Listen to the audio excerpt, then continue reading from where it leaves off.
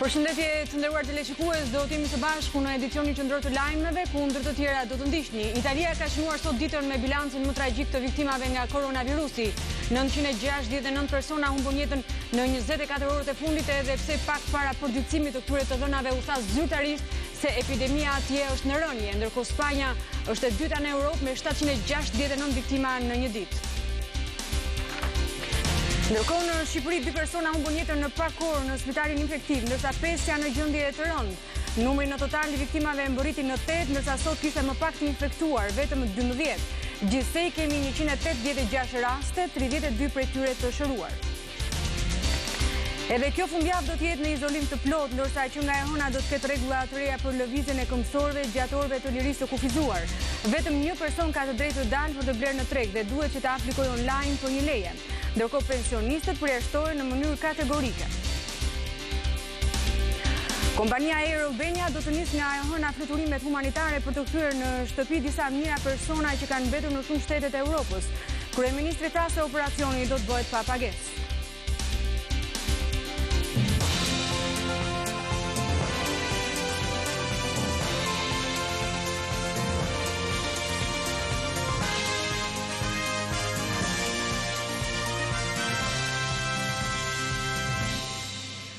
Italia ka shënuar sot ditën me bilancin më tragjik të viktimave nga koronavirusi. 969 persona humbën jetën në 24 orët e fundit, edhe pse pak para përditësimit të këtyre të dhënave u tha zyrtarisht se epidemia në Itali është në rënje. Në fakt, numri i viktimave është në rritje, ndërsa ka rënë numri të infektuarve. Detajet i sjell Irida Vasia. Vetëm pak orë më parë, presidenti i rajonit të Lombardisë Attilio Fontana u shpreh optimist. Linja e infektimeve nuk po rritet, madje përkundrazi them se ka nisur rënja, deklaroi ai. Fontana u shpreh se ka pasur një shtim të numrit të testeve krahasuar me ditët e kaluara, e pavarësisht kësaj vihet re një reduktim i numrit të prekurve. Kjo na gëzon, u shpreh zyrtari i lartë, duke shtuar se ky është njëkohësisht demonstrim i faktit që duhet të bëhen mesatarisht 5 ditë për të pasur një tablo më të qartë të situatës. Fontana shtoi se testet do të bëhen tani edhe për personat me një simptom të vetme të sëmundjes. Por Instituti Kombëtar i Shëndetit në vendin fqinj ishte më i kujdesshëm në përfundimet e tij. Kreu i këtij institucioni, Silvio Brusaferro, deklaroi se piku nuk ka mbritur ende, edhe pse e bëri të qartë se ka shenja të uljes së numrit të prekurve. Pritshmëritë që ngritën këto pretendime u dormuan nga shifrat e 24 orëve të fundit. 969 vdekje për një ditë ka shënuar Italia. Bilanci i jetëve të humbura atje nuk ka qenë kurrë më i lartë që nga fillimi i epidemisë. 46 prej viktimave janë mjek.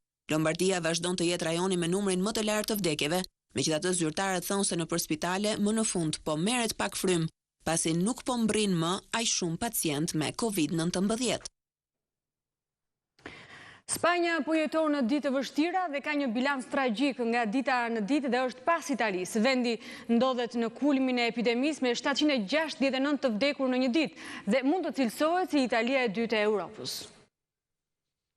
Spanja po kthehet në Italinë e dytë e Europës. 769 vdekje brenda 24 orëve të fundit u shënuan në këtë vend, duke e çuar bilancin e jetëve të humbura atje në gati 5000 gjithsej. Numri të infektuarve është mbi 64000. Rëndimi i fortë i bilancit erdhi pavarësisht shpresave që ngjalli një stabilizim i lehtë i shifrave. Spanja e ka rritur në mënyrë dramatike numrin e testimeve, duke porositur një numër të madh pajisjesh të reja nga e gjithë bota. Por Euractiv thotë se edhe autoritetet spanjolle kanë hasur në probleme me testet kineze, një pjesë të cilave rezultoi se nuk i përmbushnin kriteret e cilësisë. Niveli i saktësisë tek disa prej këtyre testeve është 30% dhe ne me një performancë të tillë nuk i vënë dot në përdorim, thanë zyrtar vendas të shëndetësisë. Spanja tashmë ka numrin e dytë më të madh të vdekjeve në botë pas Italisë. Pavarësisht kësaj, shkalla e infeksioneve të reja ka pësuar një ngadalësim të lehtë, me një shtim të rasteve prej 14%, krahasuar me 18% që ishte të njëjtën. Izolimin mbarkombëtar qeveria spanjolle e nisi në 14 mars dhe do ta lërë në fuqi të paktën deri në 11 prill. Shifrat e fundit të infektimeve kanë zgjuar shpresën se masat e karantinës po funksionojnë. Edhe kjo fundjavë në Shqipëri do të jetë në izolim të plot, ndërsa që nga e hëna do të ketë rregulla të reja për lëvizjen e këmbësorëve, gjatorëve të lirisë të kufizuar. Vetëm një person ka të drejtë të dalë për të blerë në treg dhe duhet që të aplikojë online për një leje. Ndërkohë pensionistët përjashtohen në mënyrë kategorike për lejen dhe dalje në rrugë. Ndjekim Andi Borën. Që prej ditës së hënë, pra nga data 30 mars, me rregullat e reja, do të lejohet vetëm një antar i familjes për të dalë për të bërë pazaret, për të shkuar në farmaci apo për të kryer ndonjë shërbim tjetër, por kjo do të bëhet nëpërmjet një leje të posaçme digjitale. Lejedaljet do të jepen vetëm për një person në familje dhe do të jepen përmes një aplikacioni online që do t'ju mundsoj që të hyni tek e Albania dhe të kërkoni lejen, dhe në qendrat urbane do t'jete vetëm një mënyrë për të lëvizur pa marrë gjop dhe pa humbur edhe makinën në rast se dispononi një makinë, sepse i tillë është edhe ligji. Por si do të funksionojë konkretisht nëse një qytetar disponon një telefon të thjeshtë? Do të kemi që nga e dita e një procedurë shumë të thjeshtë të ajo, do të jetë një numër i shkurtër ose short number 55155. SMS-ja do të dërgohet një lloj si bëjmë SMS-n për leje parkimi, numri i kartës identitetit, vend bosh dhe ora, duke qenë se gjithmonë aplikimi është për leje në ditën e nesërme. Pas miratimit edhe SMS-ja vjen automatikisht në celularin e atyre që nuk kanë smartphone dhe mund të kontrollohet pastaj nga policia. Ata që nuk disponojnë një kompjuter apo nuk disponojnë një smartphone, të marrin masa nesër për të bërë shpenzimet e nevojshme, sepse ditën e hënë nuk do mund të qarkullojnë dot në rast se procedura nuk e lejon. Pra, kjo leje është e vlefshme vetëm për një nga antarët e familjes, por jo nëse ai është pensionist. Pensionistët duhet të qëndrojnë në shtëpi. Dhe për ata që janë pensionistë të vetmuar dhe që nuk i kanë fëmijët në të njëjtën qendër banimi urbane, do të kujdesemi ne. Nuk do dalin më pensionistët në rrugë dhe ata që do të dalin sigurisht që do të jenë të penalizuar. Ndërkaq, të gjithë personat që shkojnë në punë nuk kanë nevojë për një aplikim të tillë pasi tashmë e kanë një autorizim. E njëjta gjë vlen edhe për ata qytetar të cilët kanë një autorizim për të qarkulluar. Për Top Channel, Andi Bora. Shqipëria do të ketë një fundjavë tjetër në izolim, do të lidhemi tani me Kristi Gongo për të na treguar se si është Tirana në këto momente. Mirëmbrëma Kristi. Monika, të përshëndes, në fakt jemi gati në fund të javës së tretë me mbritjen e koronavirusit në Shqipëri, ku për fat keq gjen një Tiranë të boshatisur, një Tiranë të qetë, një Tiranë, një kryeqytet që nuk zhurmon. Edhe këtu ku ndodhemi ne aktualisht në bulevardin Dëshmorët e Kombit në sheshin Nën Tereza, shikon që nuk ka asnjë njeri në rrugë përveç medias, edhe një makinë policie me punonjësit e saj që rretullohet rreth kësaj zone për të parë nëse ka ndonjë që thyen karantinën. Në fakt duhet të themi që jemi në ditën e 19 ku jeta e gjithë secilit prej nesh pati një ndryshim në mënyrën e jetesës, me mbylljen e institucioneve arsimore, me mbylljen e bar-kafeve, restoranteve apo bizneseve të ndryshme të cilat nuk e kanë të detyrueshme ofrimin e shërbimit në këto ditë të vështira për parandalimin e përhapjes së COVID-19. Duhet thënë që jeta e gjithë secilit ndryshoi dhe shumica e shqiptarëve po përpiqet që të zbatojë rregullat e vendosura nga qeveria, kryesisht në mbrëmje, që nuk lejohet lëvizja e këmbësorëve. Kujtojmë se sot në orën 13 u ndalua lëvizja e këmbësorëve, ndërkohë që e njëjta gjë do të funksionojë edhe ditën e nesërme, ku nga ora 5 deri në orën 13 lejohen qytetarët që të kryen të gjitha shërbimet emergjente që i kanë të nevojshme për të kaluar më tej fundjavën 40 orë në karantinë. Dhe siç u tha edhe në kronikën më parë të prezantuar nga kolegu Andi Bora, kemi rregulla të reja loje në këtë situatë të vështirë ku po kalojmë të gjithë, pra duhet të thënë që pas të hënës rregullat e lëvizjes së këmbësorëve ndryshojnë. Gjithçka do të funksionojë me anë të një leje digjitale ku asnjë prej pjesëtarëve të familjes nuk mund të dalë siç del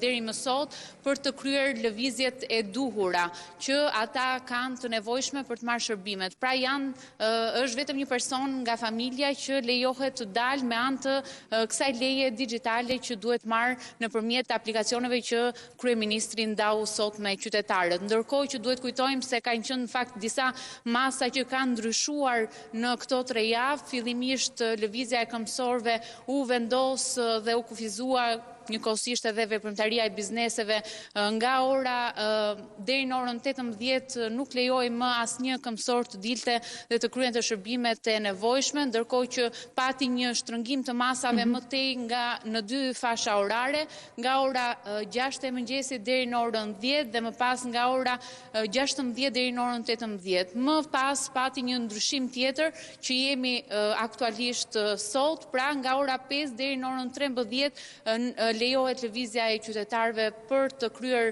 shërbimet e nevojshme dhe më tej duhet të vetë izolohen në shtëpi. Nga e hëna gjithçka ndryshon dhe duhen zbatuar masa drastike për parandalimin e përhapjes së COVID-19. Duhet të qëndrojmë në shtëpi.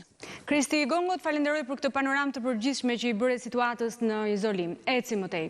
2 persona humbën jetën në pak orë në spitalin infektiv, ndërsa 5 janë në gjendje të rëndë. Numri në total i viktimave në Shqipëri mbërriti në 8, ndërsa sot kishte më pak të infektuar, vetëm 12. Gjithsej kemi 186 raste, 32 prej tyre të shëruar. Ndjekim Alma Demiraj. Gjatë 24 orëve të fundit janë shënuar 12 raste të reja pozitiv me COVID-19 në vendin tonë, duke quar në 186 numrin e të infektuarve. Ndërkohë në shërbimin infektiv janë të shtruar 77 pacientë të cilët kanë nevojë për trajtim mjekësor dhe 5 prej tyre gjenden në reanimacion me frymarrje të drejtuar. Deri në këto momente janë testuar 1246 raste të dyshuara dhe prej tyre konfirmuar pozitiv 186 raste. Gjatorëve të mbrëmjes së djeshme dhe në mëngjesin e sotëm kanë ndërruar jetë 2 pacientë, një 85 vjeçare nga Tirana dhe një 66 vjeçar nga Fjeri, të konfirmuar me COVID-19 në spitalin infektiv. Për fat të keq, shkon në 8 numri i personave që kanë ndëruar jetë me COVID-19. Deri tani, kemi një mjek dhe një infermier të shëruar, në total janë 31 të shëruar pas testeve të kontrollit të cilat kanë rezultuar negativ. Hartës së qyteteve të prekura nga COVID-19 gjatë 24 orëve të fundit i është shtuar edhe qyteti i Pukës me 2 raste, duke e quar në 16 numrin e qyteteve të prekura nga koronavirusi, ndërkohë që Tirana ka numrin më të madh të prekure, me 107 raste. Deputeti i listës Partisë Demokratike, Adriatik Alimadhi, është prekur nga koronavirusi, pasi i mbërriti analiza. Ai e ka bërë publike gjendjen e tij, duke i shkruar publikisht edhe kryeministrit Edi Rama. Tekstin ai e shoqëron me një foto të tij në shtëpi izoluar. Nga koronavirusi është prekur edhe bashkëshortja e tij. Të dy janë të sëmur, por siç tregon deputeti, mundohet i bëjnë shërbim njëri tjetrit. Letra për kryeministrin është një ankesë për shërbimin shëndetësor. Zotin Alimadhi, Top Channel e ka filmuar në datën 19 mars, duke lëvizur në rrugë gjatë kohës që kishte hyrë në fuqi ndalim qarkullimi për të gjithë personat. Ndërkohë pasdite mësohet se Alimadhi u dërgua për trajtim në spitalin infektiv në Tiranë. Nga Lezhë vjen një lajm i mirë pasi kanë dalë përgjigjet e analizave për gjithë stafin atje. Do të lidhemi tani me kolegen ton, Kristiana Pemaj. Mirëmbrëma Kristiana, çfarë të reja ka nga Lezhë? Po mirëmbrëma, në fakt nga Lezhë kemi lajme të mira, siç dhe ju e thatë. Pas testimit të bërë të një pjesë të stafit të Spitalit Rajonal të Lezhës, të cilët dyshoheshin se mund të ishin prekur nga COVID-19, rezultatet kanë dalë negative. Dyshoj se stafi i ortopedis mund të ishte prekur nga COVID-19 pasi një moshuar kishte shkuar dhe ishte shtruar në atë pavion, kishte kryer dhe një ndërhyrje kirurgjikale dhe më pas të moshuaren e ka zënë temperaturë e cila ka bërë që mjekët e këtij pavioni të nisin dhe të dyshonin se moshuara mund të kishte koronavirus. Pas testimit të bërë, ajo ka rezultuar me COVID-19. Më pas, mjekët janë vetë karantinuar dhe pas testimit të kryer, fatmirësisht ata kanë dalë negativ. Duhet theksuar se në Lezhë kemi 4 raste të cilet janë konfirmuar tashmë me COVID-19, ku 3 prej tyre janë pjesë e Spitalit Rajonal të Lezhës, pjesë e stafit rajonal të Lezhës, ndaj dhe vëmendja ndaj mjekëve në këtë rast duhet të jetë më shtuar. Kristiana, të falenderoj për informacionet. Një rast tjetër është regjistruar edhe në Durrës. Kolegja Vali Qërfyçi bisedoi me mjekun e urgjencës atij Arjan Tivarin, i cili thotë se personat të dyshuar që i kanë dërguar për ekzaminim largohen dhe nuk qëndrojnë. Që në mjes qënorët e para të mjesit kishim të 2 raste, ky burri që ishte me saturim tullur të 80%, që duhet jetë mbi 95%, ishte vllai një personi tjetër që para 2 ditësh ka ikë me COVID-19 në spitalin e infektivit në Tiranë. Që edhe ky sa plotësu me skaner, ku konfirmu që me vatra pneumonike të disiminuar në të 2 pulmonet, ju morë tampone dhe u nis direkt për në QST. Po kështu kishim dhe një rast tjetër, një vajzë 25 vjeçare nga Shinoblashi, edhe kjo me vatra pneumonike, por që kjo na kundërshtoi dhe nuk e di, kjo u largu për në banesë.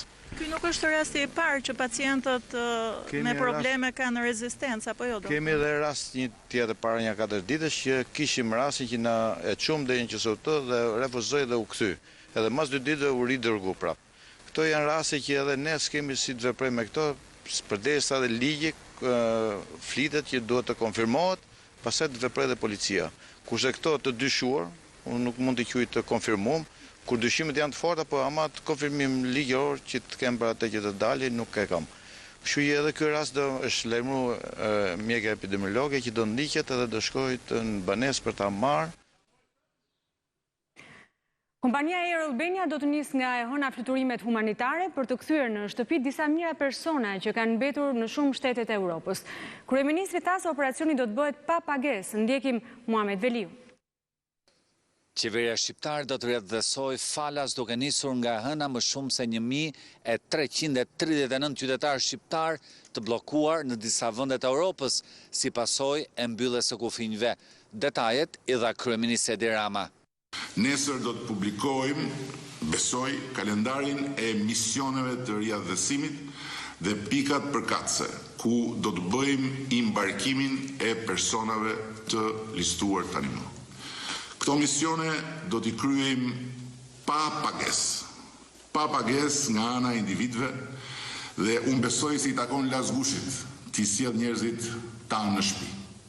Air Albania është kompania e flamurit kuqezi dhe në këtë hall të madh kombëtar unë i kam kërkuar kompanisë të marrë përsipër barën e të qenit shtëpia e shqiptarëve në qiejt e Europës dhe të mos kërkoj lek për të kryer këto misione humanitare. Dhe jam i lumtur që gatishmëria e kompanisë ka qenë e menjëhershme dhe ndërkohë Ministria e Infrastrukturës dhe Energjisë ka punuar gjatë gjithë kësaj kohe dhe po punon tani për lejet speciale të këtyre fluturimeve të qarta. Në video mesazhin e ditës së sotme, kryeministri u dha përgjigje edhe propozuesve të ides për mospagimin e energjisë elektrike nga njerëzit në nevojë. Ne falem kamat vonesat. I falem se jemi në luftë. Përndryshe kurrë në kurrës unë nuk do pranoj logjikën e faljes tyre. Por ama kjo kuptoheni e dobëson OSHE, nuk e forcon. Dhe nëse këtë goditje në financat e saj, kompania që ju sjell drita në shtëpi, mund dhe duhet ta mbaj për të lehtësuar të gjithë njerëzit, sidomos ata më në nevojë, mospagesa e dritave e rrëzon për tokë sistemin tonë elektroenergjetik duke krijuar një efekt shkatrues, zinxhir në akrin e shtetit. Ndërkohë që shqiptarët e parë do të riavdhesohen me nisjen e javës ardhshme, kryeministri Edi Rama tha se durimi është arma që duhet ta mbushim përdit me energji përballë kësaj lufte botërore. Kryeministri u angazhua se ai dhe qeveria nuk do të lënë gur pa rrokullisur në të mirë qytetarëve. Muhamet Veliu, Top Channel, Tiranë. Pak minuta më parë, kreu i opozitës, kryetari i Partisë Demokratike Lulzim Basha, ka bërë një dalje publike për mediat, le ta ndjekim. 10 e bën të detyrueshme marrjen e menjëhershme të masave për mbylljen e fasonerive, të call centers dhe të fabrikave të tjera me një numër të madh punonjësish në sipërfaqe të vogla dhe ambiente të mbyllura. Në sektorin fason, sipas shoqatës fasonerisë, punojnë afro 70.000 persona. 90% e tyre janë vajza dhe gra, shpesh kryefamiljare dhe shumica paguhen me pagën minimale. Ambientet e tyre të punës kanë si rregull mbi 100 të punësuar. Prandaj ato janë potencialisht burimi përhapjes së shpejtë të virusit, duke shpërndar atë edhe në familjet e të punësuarve, e në veçanti tek moshuarit dhe tek fëmijët. Të thuash qytetarëve se do të dalë bëj pazaret vetëm një antar i familjes dhe në të njëjtën kohë të pranosh që mbi 100 persona të punojnë në ambiente të mbyllura, ky është një standard i dyfisht. Është me rrezikshmëri të lartë dhe mund të zhvlerësoj çdo sakrificë të kërkuar deri tani nga qytetarët. Nuk duhet lejuar asnjë ditë vonesë. Nuk duhet pranuar ta çojmë sistemin tonë shëndetësor në kolaps. Prandaj do të marr masa me efekt të menjëhershëm. Thirrja ime e përsëritur është të gjenden rrugët dhe mënyrat e përshtatshme për qeverinë dhe për sipërmarrjen për të çaktivizuar këto bomba me sahat për të paktën 4 javët në vazhdim. Për gjitha bizneset që janë të detyruar t'i lënë punonjësit në shtëpi dhe që janë në pamundësi pagese, qeveria duhet të përballojë pagën minimale. Për gjitha ato biznese që i lënë punonjësit në shtëpi dhe u paguajnë pagën, kjo kosto të llogaritet si shpenzim i zbritshëm në masën 200%. Kosto maksimale e këtyre masave është 15 milion euro në muaj. Në ditët e para pas shpalljes së vet izolimit, pati një dyndje të njerëzve në tregje për të blerë ushqime. Por së fundmi, kjo tendencë ka rënë ndjeshëm dhe këtë po e ndjejnë edhe vetë tregtarët në Korçë, që thonë se kanë shumë pak shitje. Ndjekim Dorela Çulen. Në markatën e Korçës, blerjet po të kuren dita ditës. Situata e shkaktuar nga pandemia, por edhe frika e krijuar apo mbyllja e njerëzve në shtëpi, por reflekton edhe ekonominë e dobët. Pas blerjeve masive që u shënuan gjatë ditëve të para të kësaj situate, tashmë konsumatorët janë më të pak në numër dhe të rezervuar në blerjet e tyre. Pasiguria për vendet e punës apo pagat që mund të mungojnë muajin tjetër, duket se po i shtyn ata të kursejnë, ndërsa tregtarët, pavarësisht se dalin në punë, mund të kthehen në shtëpi edhe duar bosh. Shumë e vështirë, edhe nga frika, po edhe koha e shkurtër që dalin njerëzit, çmimet as janë rritur as ashtu, klientët janë shumë të pak, ne as gjysmën e punës që bënim më përpara, para se të binte sëmundja. Jemi shumë dobët. Shumë dobët. Për që kemi dhe shumicën këtu afër.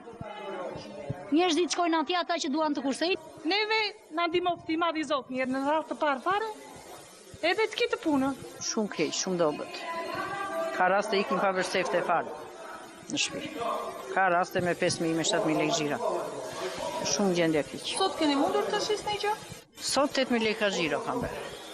Edhe më duket sikur kanë bërë shumë, se dje i ka pa bërë fare. Edhe pse çmimet këtu nuk janë të rritura, konsumatorët mjaftohen me blerjen e sasive të vogla të atyre ushqimeve që konsiderohen më të domosdoshme, çka ka bërë që një pjesë e tregtarëve të mos dalin fare në punë, ndërsa të tjerë e nisin dhe e mbyllin ditën me shpresën se nesërmja do të jetë më e mirë.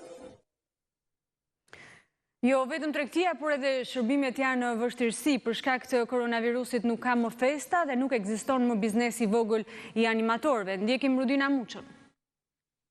Ditëlindjet nuk festohen më si më parë. Në ditëlindjet e fëmijëve mungojnë personazhet e dashur të filmave vizatimor. Indriti ka një agjenci animacioni, ai na tregon që në kohën kur në Shqipëri shpërtheu epidemia e koronavirusit, pranë biznesit të tij nuk ka më pronotime, një gjë e tillë po sjell dëm ekonomik. Kjo është puna që ne bëjmë praktikisht, kështu që edhe dëmi financiar patjetër që është ndjerë edhe tek ne, tek agjencitë animacionit, sepse janë mbyllur njerëzit nëpër shtëpi dhe nuk kemi ku shkojmë për të bërë aktivitete. Ne ofrojmë shërbim, marrim gjërat tona, bëhemi 3-4 veta, edhe shkojmë për të organizuar ditëlindjen atje ku fëmijët janë. Sepse ne shkojmë ku ata luajnë, kërcejnë, këndojnë, janë shkolla, siç thash, kopshte.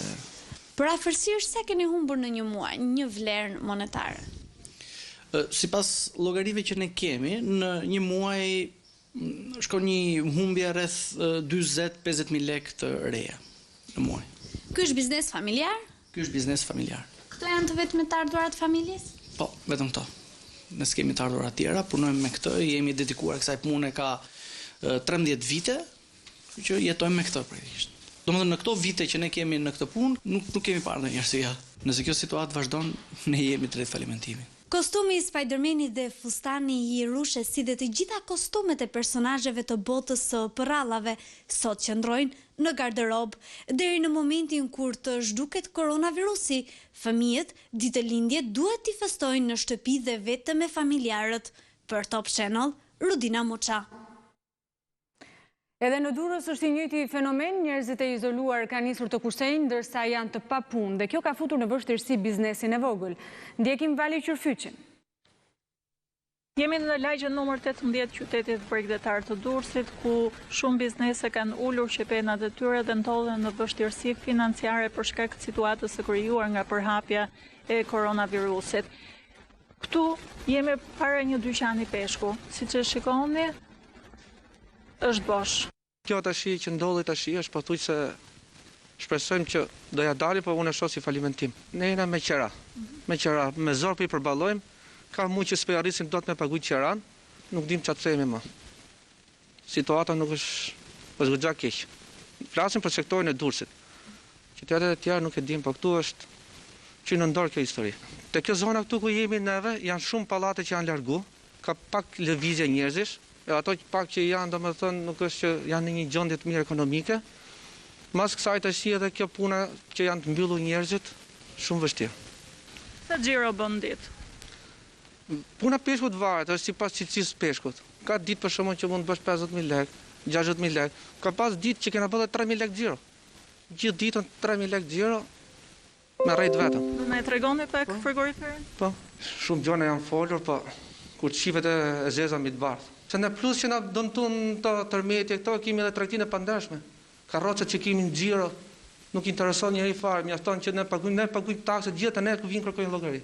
Si shpresojmë vetëm shtetin, o zot me kaq, se punën tonë kena pa tash. Rrim me shpresë. Përgjatë të gjithë kësaj rruge, bizneset e vogla kanë ulur qepenat e tyre në pritje të një kohe më të mirë dhe të mbështetjes nga shteti. Ndërkohë, Ministrja e Financave, Anila Denaj, jep detajet se si do të shpërndahet ajo që kryeministri e cilësoi si paga e luftës nga 1 prilli dhe për 3 muaj. Ndjeki Muhamet Veliu. Qeveria është gati për të vënë zbatimat që kryeministri Edi Rama e quajti si paga e luftës për biznesin e vogël, personat që marrin ndihmë ekonomike dhe ata që përfitojnë pagesë papunësie. Për më shumë detaje se kur do të nisë dhënia e kësaj pagë lufte, do të zhvilloj online një intervistë me Ministren e Ekonomisë dhe Financave, zonjën Anila Denaj. Zonja Ministre, mirëmbrëma. Mirëmbrëma. Atëherë do doja ta nis këtë intervistë duke ju pyetur si po shkojnë përgatitjet për shpërndarjen e asaj që kryeministri e cilësoi si paga e luftës. Është përgatitur akti normativ, i cili ka një informacion të detajuar se kush është përfituesi i kësaj page, shtesë, por jo vetëm, sepse ju e dini që janë dhe 2 grupe të përcaktuara në këtë vendim brenda ndihmës ekonomike dhe për të 3 grupet, të cilët janë subjekt i këtij përfitimi, akti normativ ka të shpjeguar se si do të përfitohet, kur dhe si do të tërhiqet. Konkretisht, për çështjen e pagesës të vetë punësuarve apo të punësuarve në bizneset të cilat janë mbyllur me vendim të urdhrit të Ministrisë së Shëndetësisë dhe që kanë qarkullim vjetor 0 deri në 14 milion lekë, është përcaktuar se paga minimale për 26.000 lek i jepet si punojësi që ka deklaruar pagën, ashtu edhe atij punojësi familjar që nuk e ka deklaruar pagën dhe është regjistruar me vlerën 0. Dhe kjo është një paketë e cila është një paketë ndihme për të gjithë këtë grup të punësuarish në këto biznese të vogla, të cilët janë mbyllur me urdhrin e Ministrit të Shëndetësisë për të parandaluar sigurisht përhapjen e epidemisë dhe për të lejuar një evidentim në kohë të problematikave të cilat duhet të adresohen. Është adresuar shuma, sikurse po adresohet me vendimin e Këshillit të Ministrave dhe procedura.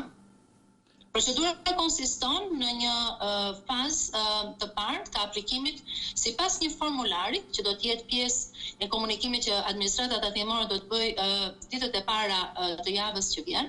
Dhe është një formular i cili i jepet biznesit për të plotësuar brenda 10 ditëve të para të muajit prill. Sigurisht aplikimi i këtij fondi fillon nga muaji 1 prill. Ky është vendimi i Këshillit të Ministrave dhe ka një efekt shtrirje për muajin prill, maj dhe qershor dhe në totalitet i gjithë fondi, sikurse do ju e dini, është në shumën e 5.8 miliard lek, pasi siç e tham përfshin edhe dy grupe të tjera, ato që janë në pjesën e deklaruar si të personat të cilët janë të papunë dhe fondi i tyre automatikisht dyfishohet, dhe personat me ndihmë ekonomike që dhe fondi i tyre dyfishohet dhe procedurat nuk kanë nevojshme të jenë specifikuara sepse vetëm shuma ndryshon. Ndërkohë sot ka hyrë në fuqi vendimi që lehtëson biznesin për të paguar tatimet. Afati i ri është shtyrë për në datën 31 dhjetor. Ndjekim Melda Mengën. Biznesi mbylli dyert pas urdhrit detyrues të kryeministrit, i cili synonte minimizimin e përhapjes së COVID-19.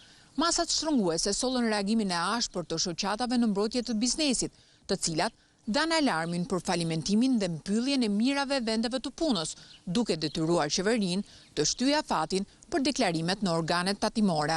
Akti normativ për një ndryshim në ligjin për tatimin mbi të ardhurat parashikon shtyrjen e deklarimit të bilanceve kontabël nga data 31 mars në 31 korrik 2020. Ndërkohë, tatim paguesit me qarkullim deri në 14 milion lek, këstet e tatim fitimit të 3 mujorit të parë dhe të 2 të vitit 2020 duhet të shlyen detyrime tatimore brenda datës 31 dhjetor 2020.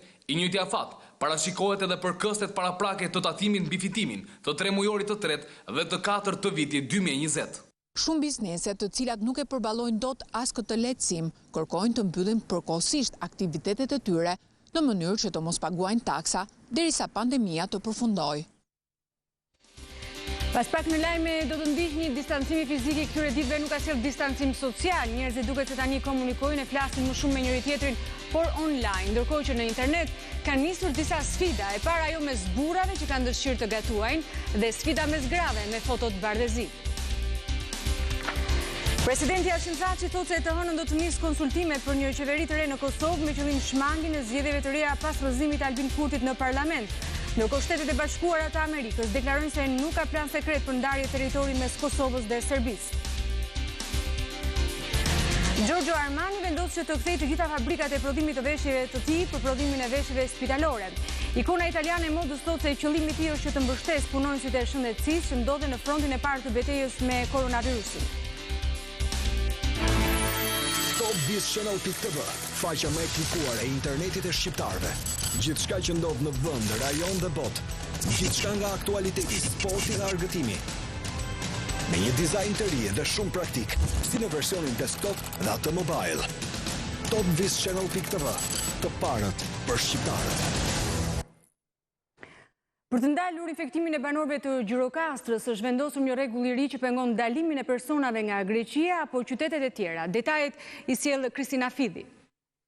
Situata e ngarkuar me izolim gjatë ditëve të karantinës nuk i mban në fakt të gjithë në shtëpi. Ata që janë jashtë janë policia, inspektoriati shtetëror shëndetësor, mediat dhe ata që janë të detyruar të jenë larg familjeve në ditë të vështira si këto. Unë kam biseduar me Edicioni Informativ, i cili përveç aspektit të masave dhe detyrës, ndau me ne edhe një aspekt goxha familjar edhe vetjak të tij. Është ana personale që është e paevitueshme edhe tek ata që janë të detyruar në këto ditë të bëjnë detyrën.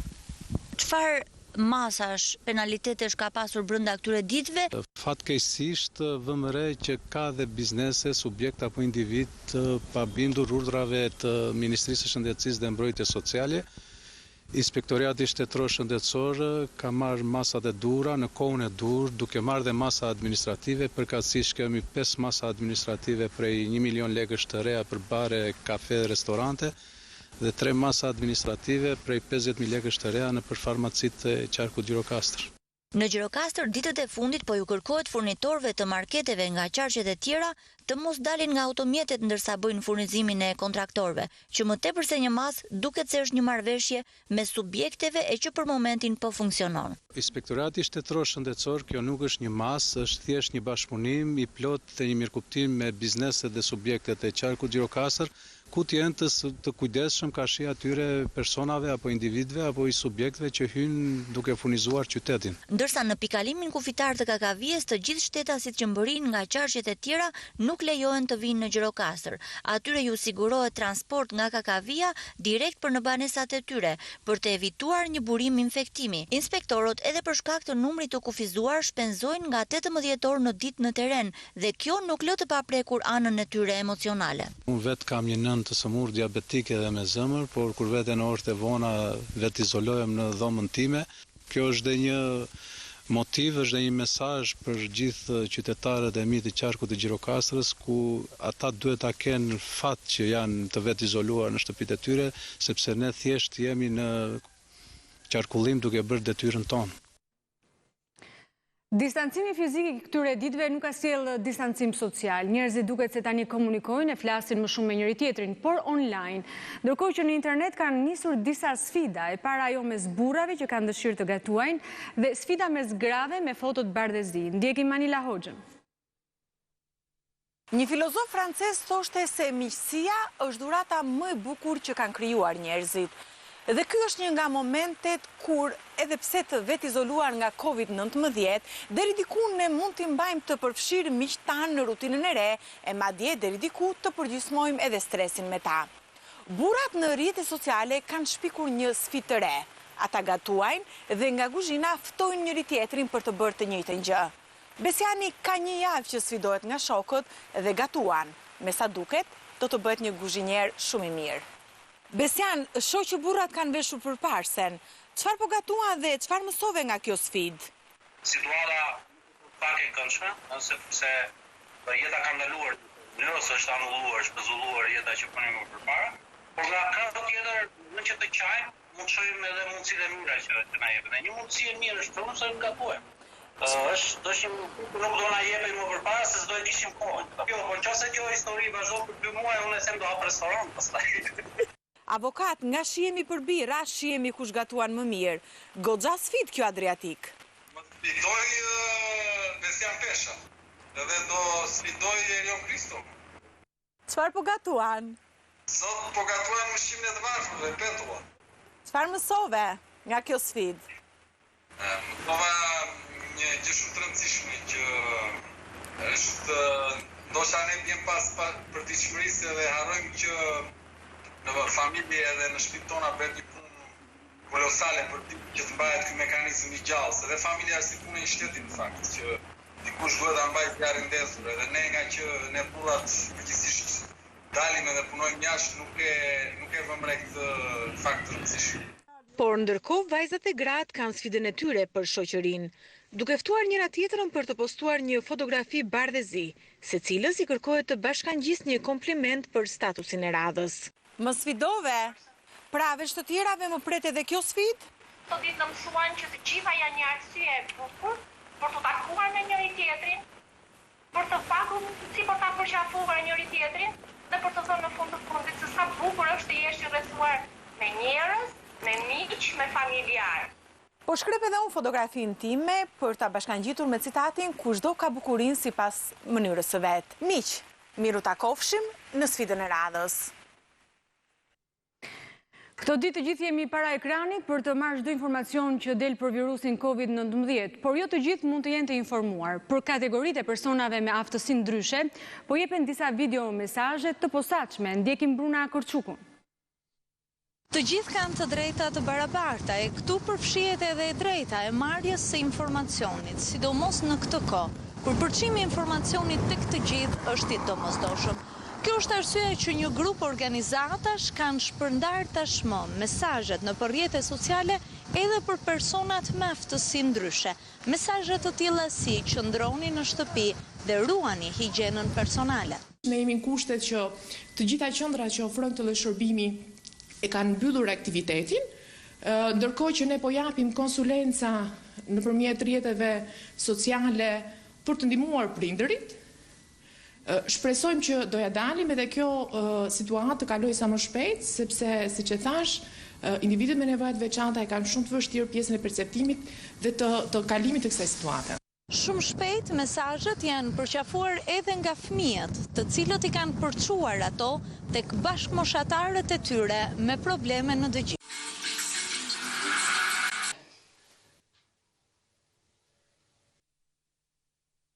Ndërkohë që po përpiqen të vazhdojnë punën e tyre në ndihmë të personave me aftësi ndryshe, duket se edhe shoqatat apo organizatat e ndryshme po përballen me vështirësi në këtë kohë. Ato gjithashtu kanë kërkuar ndërhyrjen dhe mbështetjen nga qeveria. Ne sot jemi bërë rreth 64 organizata që kemi përçuar zërin ton në kryeministri dhe në gjithë institucionet e tjera, në mënyrë që edhe organizatat e shoqërisë civile të kenë mbështetje financiare, sikurse gjithë sektorët e tjerë që shteti në mbuloj me financime.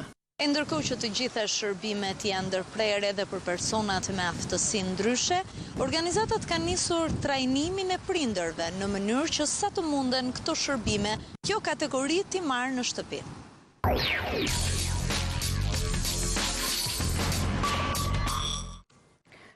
Presidenti Thaçi thotë se të hënën nisin konsultimet për një qeveri të re në Kosovë me qëllim shmangjen e zgjedhjeve të reja, ndërsa sot takoi ambasadorin amerikan në Prishtinë. Presidenti i Kosovës Hashim Thaçi zhvilloi me ambasadorin amerikan në Prishtinë Filip Kosnet një takim të mbyllur, në të cilin thuhet të ketë pasur një shkëmbim të hapur pikpamjesh. Në deklaratën për shtyp që pasoi u theksua se dy zyrtarët kanë diskutuar mocionin e mosbesimit për rrëzimin e qeverisë të mbajtur të mërkurën. Presidenti Thaçi dhe ambasadori Kosnet janë pajtuar që procedurat e mëtejshme për formimin e qeverisë së re duhen bazuar plotësisht në Kushtetutën e Kosovës, duke njohur rolin vital të gjykatës kushtetuese në këtë proces.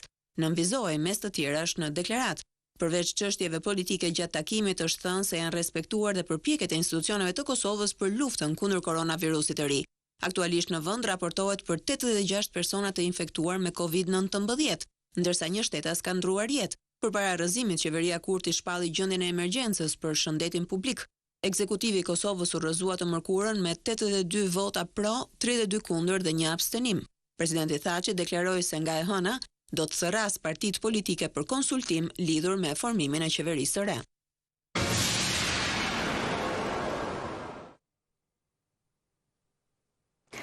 Rastet në Shtetet e Bashkuara të Amerikës po rriten në frikshëm, por si është gjendja në New York, ku kryebashkiaku ka paralajmëruar se mbi gjysma e banorëve do të preken nga koronavirusi.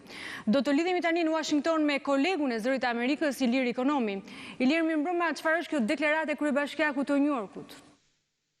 Po, Monika, para së gjithësh duhet të them se Shtetet e Bashkuara janë duke u shndruar në një epicentër të dytë të pandemisë dhe tani në Shtetet e Bashkuara ka rreth 92.000 persona, le të jemi sakt me numrin, janë rreth 92.000 persona duke ja kaluar edhe Kinës. Numri të vdekurve në gjithë Amerikën është rreth 1.400. Dhe në 24 orët e fundit në shtetin e New Yorkut kanë vdekur 134 njerëz, duke e quar numrin atyre të përgjithshëm pra të vdekjeve në 519, rreth 40% të gjithë vendit. Pra kjo është ajo që thatë dhe ju, gjendja është alarmante. Qyteti i New Yorkut po bëhet në vetvete një epicentër e Amerikës për sa i përket koronavirusit dhe qyteti ka rreth 1.5 milion banor dhe është një qytet siç dihet me popullsi të dëndur, me shumë turistë, me shumë hyrje dalje dhe kjo sipas zyrtarëve është edhe arsyeja që ka kaq shumë njerëz të prekur. New Yorku e ka shtuar mjaft numrin e testimeve në mënyrë agresive dhe kjo ka nxjerrë në pak më mirë shtrirjen e epidemisë pra në New York. Në qytetin e New Yorkut ka rreth 23.000 të konfirmuar dhe 365 të vdekur, një shifër e madhe kjo po të krahasohet me çdo qytet tjetër. Zyrtarët e New Yorkut kanë dhënë alarmin për mungesë aspiratorësh, ventilator me termin që përdoret këtu, ata thonë se duhen të paktën 30.000 ventilatorë, ndërsa presidenti Trump mbrëm në fakt i satirizoi kërkesat e zyrtarëve të New Yorkut për ventilatorë, duke i quajtur ato të egzageruara. Por sot në mëngjes për shembull 1.600 pacient me sa lexoj këtu me COVID-19 në shtetin e New Yorkut ishin në repartet e emergjencës, pra sot në mëngjes shumica e tyre me ventilator, një rritje për 20% kjo nga një ditë më parë, nga e njëjtja gjë që ka shtuar alarmin. Shteti i New Yorkut do të kërkoj lejen e presidentit Trump për të autorizuar ndërtimin e 4 spitaleve të përkohshëm shtesë me një kapacitet përgjithshëm prej 4.000 shtetërish, sepse në Shtetet Bashkuara, Monika, organizimi i këtyre gjërave bëhet nga vetë shtetet, ndërsa qeveritë lokale, domethënë edhe qeveritë lokale, ndërsa qeveria federale është më tepër një karol, më tepër një koordinator. Monika? Dhe cili shtet pas New Yorkut është më problematik tjetër? Louisiana është bërë mjaft problem, New Orleans ka mjaft të prekur për shkak të festës së tyre Mardi Gras, të mbajtur para rreth një javë gjysmë, e cila shkaktoi infektime në masë. Ilir, unë falenderoj për këto informacione drejt për drejt nga Washingtoni. Britania e Madhe ka shënuar sot numrin më të lartë të vdekjeve dhe duket se po ndjek trajektorin e vendeve më të prekura. Por cilat janë shifrat? Arben Manaj na sjell të reja të fundit. Ndërkohë mirëmbrëma Arben.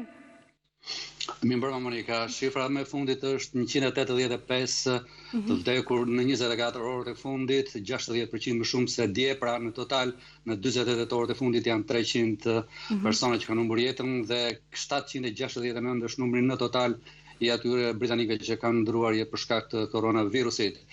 Sipas specialistëve kjo është një parashikim, është një trend i cili mendoj se do të ndodhte pikërisht në këtë fazë të zhvillimit të virusit. Ndërkohë qeveria britanike ka njoftuar që do të hapen edhe 2 spitale të rinj makeshift, pra spitale emergjente në qytetin e Manchesterit dhe Birminghamit, ndërkohë që në aeroportin e Birminghamit do të ndërtohet edhe një morg i ri. Po, Monika? Pra situata problematike dhe atje. Duket se skalioni më i lartë britanik është infektuar nga virusi. Një tjetër zyrtar, kryesori i shtabit britanik, është karantinuar, apo jo?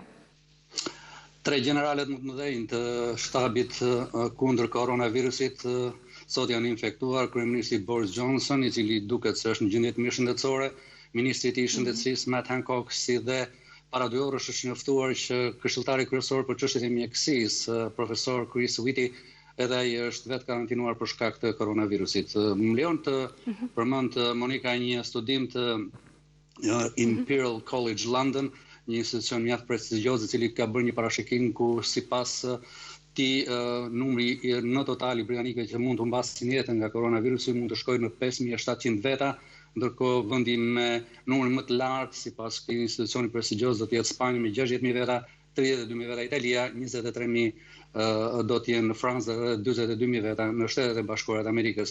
Këtu po merren gjitha masat për të parandaluar këtë dhe për ta luftuar këtë sëmundje. Po përgatiten, po për seriozisht, por gjithsesi shpresojmë për më të mirën. Lufta vazhdon Arben Manaj dhe ne do të vazhdojmë të mbjetojmë e të shpresojmë. Faleminderit për informacionet. Në Greqi, rritja e rasteve me COVID-19 vazhdon në mënyrë graduale, por përsëri autoritetet thonë që duhen vazhduar të respektohen masat e rrepta edhe për moshat e reja, sidomos pas vdekjes të 2 personave në moshën 55 vjeç, por dhe infektimit të një foshnje nga Shqipëria vetëm 7.5 muajshe. Për këto do na informoj Aleksandër Marku. Aleksandër, mirëmbrëma. Mirëmbrëma Monika, ashtu siç e thatë edhe ju, kemi një rritje graduale të të prekurve në Greqi, 74 kanë qenë gjatë ditës së sotme, po afrohem tek 1000 të prekur dhe ndërkohë që sot është mbushur 1 muaj nga dita kur është faqur për herë të parë rasti i parë me koronavirus, kemi 28 viktima që ka lënë pas virusi vdekjeprurës, 2 vetëm gjatë ditës së sotme. Ndërkohë që 65 persona vazhdojnë të jenë në gjendje serioze, lajmi i mirë është se 4 prej tyre, pra 4 prej atyre që mbaheshin me ndihmën e respiratorit, tashmë trajtohen në mënyrë normale. 56 të tjerë kanë dalë nga spitalet. Gjithsesi, mjekët bëjnë thirrje që të respektohen masat e repta, sepse asgjë nuk ka kaluar, jemi në fillim ende dhe nuk duhet të vazhdojmë të presim kurbën e Italisë por të marrim masa akoma më të repta. Kjo dhe për arsye se, siç e thatë edhe ju, 3 persona nga ata që kanë humbur jetën kanë qenë nën moshën 55 vjeçe, ndërsa janë prekur edhe disa fëmijë dhe madje sot është komunikuar edhe një foshnjë 7.5 muajshe, një foshnjë nga Shqipëria, e cila ka bashkë me prindërit e saj janë kthyer nga Italia para disa ditësh. Gjithashtu, kemi dhe 90 të prekur nga personeli mjekësor, mjek dhe infermier, 11 prej tyre vetëm në spitalin e Kosturit. Thirrjes së mjekëve që për mungesën e materialeve mjekësore, sidomos të maskave, qeveria ju është përgjigjur se do të mbulohen së shpejti. Natyrisht, në Athinë ka pak kënaqësi nga Athina zyrtare sa i përket bisedimeve të zhvilluara në samitin e lartë të liderëve të Bashkimit Evropian në lidhje me eurobondin e quajtur korona, pasi nuk është arritur në një përfundim të tillë dhe ka shqetësim të madh në Greqi, pasi Ministria e Financave ka paralajmëruar për një recesion nga 1 deri në 3%. Dhe ky është vetëm fillimi. Monika. Aleksandër, pak më parë nënvizove se qeveria greke pritet të marrë masa të tjera shtesë të repta, apo jo? Pa dyshim, masat që ekzistojnë në qoftë se nuk do të kenë rezultate, kanë thënë autoritetet shëndetësore, janë të përgatitura dhe për masa akoma më ekstreme. Këtë deklaratë kanë bërë autoritetet shëndetësore vetëm para 2 orësh. Monika. Aleksandër Marku, të falenderoj për këtë informacione, eci më tej. Kina ndërkohë po ndalon hyrjen e të gjithë shtetasve të huaj për të parandaluar riktimin e virusit që vetë shteti aziatike përhapi në të gjithë botën. Kina ka ndaluar përkohësisht të gjithë vizitorët e huaj të hynë në vend, edhe nëse kanë viza apo leje qëndrime. Vendi po ashtu po kufizon edhe kompanitë e huaja ajrore duke u lejuar atyre vetëm një fluturim në javë, dhe avionët duhet të jenë jo më shumë se 75% të mbushur. Edhe pse Kina raportoi rastin e parë të ri të brendshëm të koronavirusit në 3 ditë të premten, thuajse të gjitha rastet e tjera të regjistruara në vend vijnë tani nga jashtë. Në të gjithë vendin, të njëjtën pati 55 raste të reja, 54 prej të cilave vinin nga jashtë. Ministria e Jashtme kineze tha se do të pezullojë hyrja e shtetasve të huaj në vend për shkak të përhapjes së shpejtë të COVID-19 në botë. Pezullimi aplikohet edhe për personat me viza dhe leje qëndrimi, por jo për diplomatët apo ata me viza të tipit C, që janë zakonisht stafi kompanive ajrore. Njerëzit me nevoja emergjente humanitare apo ata që punojnë në fusha të caktuara mund të aplikojnë për përjashtime, edhe pse rregulli duket dramatik. Shumë kompani të huaja ajrore i kanë ndaluar prej kohësh fluturimet drejt Kinës dhe një numër qytetesh kanë në fuqi kufizime për të ardhurit. Muajin e kaluar, për shembull, Pekini urdhëroi të gjithë ata që ktheheshin në qytet të hynin në karantinë 14 ditore. Edhe pse virusi lindi në Kinë, ky vend tani ka më pak raste se Shtetet e Bashkuara dhe më pak viktima se Italia dhe Spanja. Ka patur 81.340 raste të konfirmuara në Kinë dhe 3.292 viktima. Papa Francesku ka bërë sot një lutje që është quajtur dritëruese. Zot mos na braktis. Ka qenë një lutje jashtëzakonshme kjo e Papës Francesk në kohën kur koronavirusi ka gjunjëzuar mbar Italinë. Ati shenjtë ju drejtua besimtarve nga bazilika e boshatisur e Shën Pjetrit. Papa kishte nxjerrë nga Biblia citime që flisnin për kohë sprove. Të lutemi Zot mos na lër përballë stuhisë, tha Papa Argjentinas. Në këto kohë duhet të kërkojmë forma të reja mikpritjeje, vëllazërie dhe solidariteti. Askush nuk shpëtoni vetëm, u shpreh ai në mesazhin e tij drithërues. Kreu i Kishës Katolike deshi që të shkonte në bazilikë dhe të lutej për fundin e pandemisë, duke përcjell solemnisht bekimin e Urbi et Orbi, qytetit dhe rruzullit toksor. Një lutje e shenjtë kjo dërguar mbar globit që zakonisht rezervohet për Krishtlindje apo Pashk. Ajo që ndodhi në bazilikën e Shën Pjetrit nuk ka ndodhur kurrë më parë në histori, shkruan Corriere della Sera, duke u referuar mungesës së njerëzve. Më herët këtë muaj u mendua se dhe ati i shenjtë Mund të ishte prekur nga COVID-19, por analizat dolën negative e u pa se ai kishte një ftoje të thjeshtë. Giorgio Armani vendos që të kthejë të gjitha fabrikat e prodhimit të veshjeve të tij për prodhimin e veshjeve spitalore. Ikona italiane e modës thotë se qëllimi i tij është që të mbështesë punonjësit e shëndetësisë që ndodhen në frontin e parë të betejës me koronavirusin. Nuk u mjaftua me donacionet për spitalet e Bergamos, Piacenzas dhe Versiljes që mbritën në total shumën e 2 milion eurove. Giorgio Armani ka dashur ta shtojë kontributin e tij në betejën kundër koronavirusit dhe për këtë arsye ka vendosur që të gjitha fabrikat e veta të prodhojnë në këtë periudhë veshje spitalore një përdorimshe. Armani, një ikonë e modës italiane në mbar botën, tha se do të punohet intensivisht me qëllimin të ofrohet mbrojtje punonjësve shëndetësor që janë në vijën e parë të frontit në luftën me sëmundjen. Të shtunën Armani u dërgoi një letër gazetave kryesore në vend, përmes të cilës falenderonte mjekët dhe infermierët për sakrificat e tyre. Është prek se t'ju shohësh kaq të impenjuar në punën tuaj, me vështirësitë dhe sforcimet që tashmë i njohin të gjithë, por më kryesorja është prek se t'ju shohësh duke qarë, u shpreh ai. Mendoj se kjo ndjenje imja lidhet paksa dhe me dëshirën që kam pasur kur isha i ri për të ndjekur karrierën si mjek, atëherë kur isha ende duke kërkuar rrugën time. E gjithë kompania jonë është shumë e ndjeshme ndaj këtij realiteti dhe është pranë jush, nga ai që mban barelën tek infermierët, nga mjekët e përgjithshëm tek specialistët e sektorit. Unë vetë personalisht jam pranë jush, shkruante stilisti i famshëm. Nëse je pranë një vendi ngjarjeje, nëse je pranë një aksidenti, nëse sheh abuzim pushteti ose personi që shkel ligjin, ti raporto në Top Channel.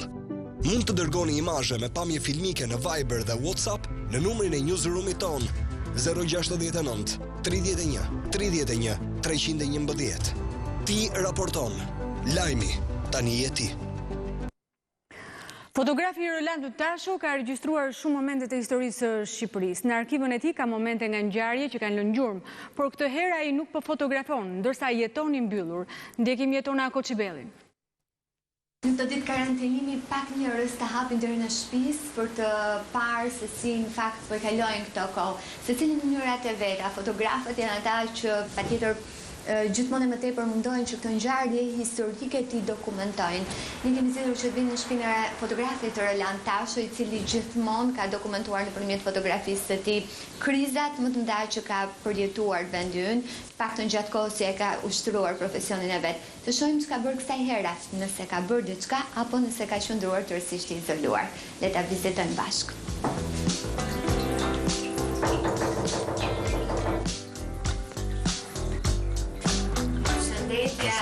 Përshëndetje. Po në shtëpi ku do jemi, pa vënë dorë, pa takuar.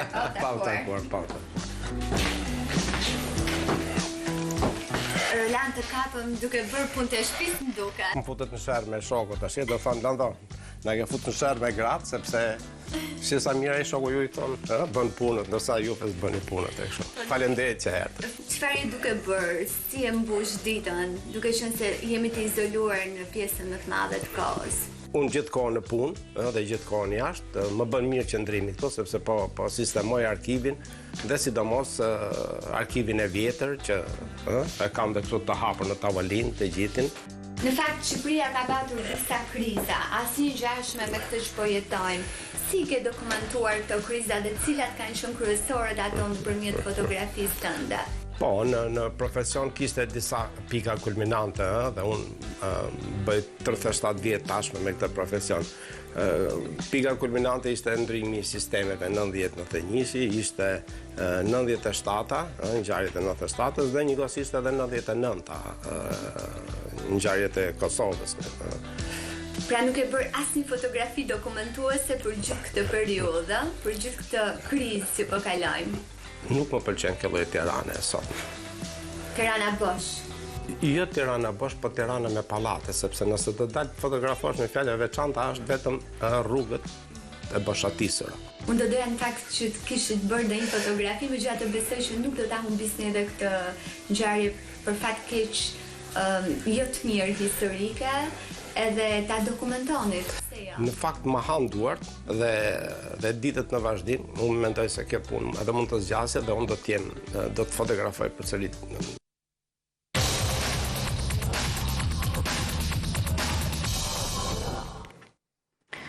Kriza Kriza financiare që ka prekur bizneset e ndryshme ka futur në krizë edhe bizneset që po financojnë klubet e futbollit, kryesisht të Superligës, pasi 8 nga 10 janë shoqëri aksionere. Presidenti i ligës, një ditë pas FSHF-s i ka dërguar një shkresë kryeministrit Rama ku kërkojnë që të përfshihet edhe futbolli tek bizneset që do të përfitojnë nga subvencioni financiar i klubeve. Ndjekim mendi tufën. Që nga data 9 mars është ndërprerë futbolli shqiptar për shkak të pandemisë të Covid-19 dhe kjo lloj krize ka sjellë edhe një pasojë financiare që sigurisht ndikon tek bizneset, e rrjedhimisht dhe tek futbolli. Jemi këtu me presidentin e ligës, zotin Edvin Libova, i cili do të na tregojë më tepër se sa ndikon kjo krizë financiare në futbollin shqiptar. Klubet e superiores, pjesa më e madhe janë kompani bizneseve, janë SHA, ndërkohë vetëm 2 prej tyre janë shoqata. Megjithatë, në gjithë strukturën aksionere që ato kanë, pjesa më e madhe, pjesa dërmuese financohet nga bizneset. Sigurisht, përveç atyre që janë aksioner të vetë klubit, pra bizneset janë aksioner, kemi dhe sponsorët janë po biznese privat që mbështesin. Në këtë situatë është normale që këto klube të ndjehen në vështirësi, sepse vetë bizneset që financojnë këto klube janë në vështirësi, pra me bllokimin e aktivitetit. Kështu që jemi para një situate ku pjesa më e madhe e tyre ndjejnë nevojën për një mbështetje financiare, të paktën minimalisht për të përballuar detyrimet ndaj lojtarëve dhe stafit teknik të klubeve. A ka Federata Shqiptare e Futbollit ndoshta një plan B për të siguruar një buxhet shtesë subvencioni ashtu siç bëri Federata Spanjolle e Futbollit me një shumë tjetër, por që gjithsesi për të patur një ndihmë financiare ndaj klubeve shqiptare? Kemi përgatitur një kërkesë të cilën kemi dërguar sot kryeministrit, ku kërkojmë që në këtë situatë të gjitha klubet e superiores të futen në listën e po themi bizneseve, në listën e atyre entiteteve të cilët do të mbështeten nga qeveria për këtë periudhë të vështirë që po kalon vendi. Shifrat vjetore që një klub shpenzon për të mbajtur një ekip në superiore fillon nga 500.000 deri në 1 milion euro. Kemi ardhur këtu në fund të këtij edicioni informativ. Unë ju falenderoj për vëmendjen. Bashkë mirupafshim.